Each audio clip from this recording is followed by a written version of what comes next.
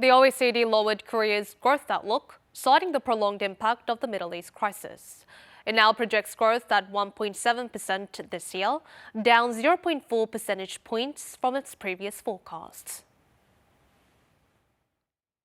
The Organization for Economic Cooperation and Development projected Korea's 2026 economic growth rate would be 1.7% in its midterm economic forecast.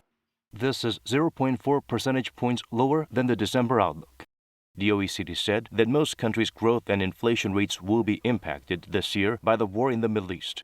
Earlier, the Korean government and the Bank of Korea projected this year's growth rate at 2%, while the Korea Development Institute and the International Monetary Fund forecast 1.9%.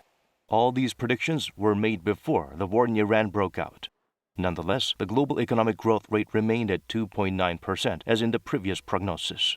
Formally, the figure could have been raised by 0.3 percentage points, but the situation in the Middle East offset the expected gain.